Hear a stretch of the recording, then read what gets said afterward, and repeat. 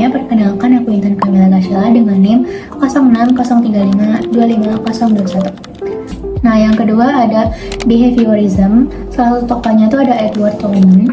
Edward tuh lahir di Massachusetts pada tahun 1886. Awalnya tuh dia belajar kimia, tapi setelah membaca karyanya William James tuh dia beralih ke psikologi.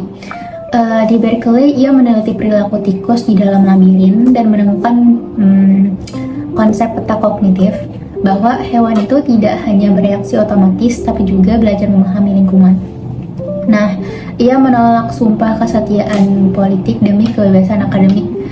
Karya pentingnya tuh antara lain ada Purposive Behavior in Animals and Men dan Cognitive Maps in Rats and Men. Nah, Assalamualaikum warahmatullahi wabarakatuh. Nama saya Fariza Safaskia. Di video kali ini, saya akan menjelaskan 7 tokoh psikologi beserta pemikirannya yang hingga saat ini sangat berpengaruh. Mulai dari Alfred Binet hingga David C. McClelland. B.F. Skinner merupakan salah satu tokoh utama dalam aliran behaviorism. Skinner terkenal dengan eksperimennya menggunakan tikus dan burung merpati di dalam alat yang disebut Skinner Box. Dalam kotak ini, tikus menekan tuas untuk mendapatkan makanan. Hal tersebut menjadi sering dilakukan karena tikus tahu bahwa tindakannya mendapatkan hadiah berupa makanan. Itulah yang disebut sebagai positive reinforcement.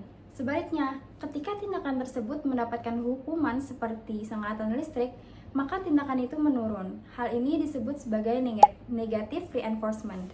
Dari eksperimen ini, Skinner menyimpulkan bahwa behavior is shaped by positive and negative reinforcement.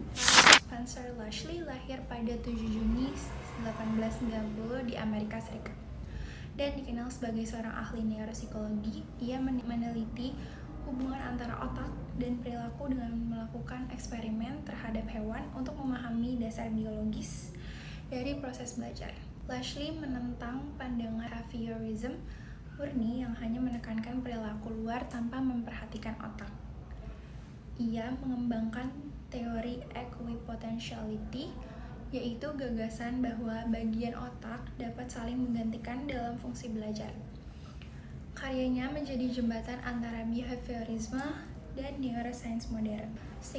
Assalamualaikum warahmatullahi wabarakatuh. Perkenalkan, nama saya Nurul Azizah dengan NIM 06035255013. Saya dari kelompok 1 ingin mempresentasikan 7 tokoh psikologi. Yang pertama, dari bab behaviorism ada John Broad Watson 1878 sampai 1958. Dikenal sebagai pendiri resmi aliran behaviorism di Amerika Serikat. Behaviorism muncul sebagai reaksi terhadap metode introspeksi yang dianggap subjektif dan tidak ilmiah serta menolak kajian tentang kesadaran, pikiran atau proses mental internal.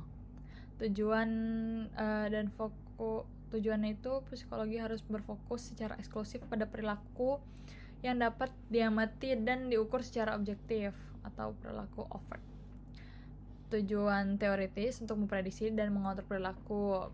Psikologi SR ini, aliran ini menekankan hubungan antara stimulus dari lingkungan dan respons yang dihasilkan oleh organisme psikologi.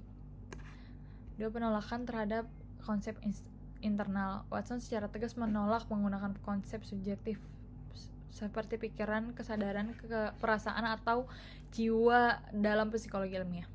Ia berpendapat bahwa upaya mempelajari hal internal ini hanya menghambat kemajuan teori psikologi. Peran lingkungan. Yang ketiga ada peran lingkungan. Watson sangat menekankan peran lingkungan dan pembelajaran sebagai penentu utama perilaku manusia, bukan faktor keturunan.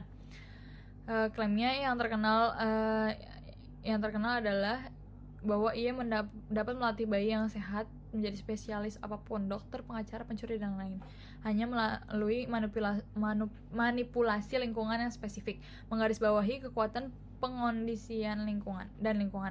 4. Metode objektif agar psikologi menjadi ilmu alam yang objektif.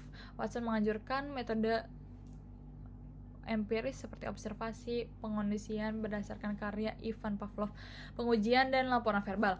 Ia juga berargumen bahwa tidak ada garis pemisah yang pasti antara perilaku manusia dan hewan, sehingga hasil penelitian perilaku hewan relevan untuk memahami manusia. Yang kelima tuh ada eksperimen kontroversial Albert.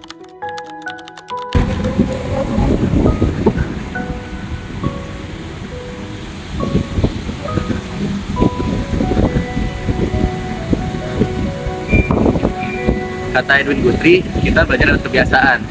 Suatu hal yang dilakukan secara berulang dalam situasi yang sama itu kan menjadi refleks. Jadi jangan kaget kalau tiap mau bangun kamu selalu lihat HP karena otakmu sudah terlatih.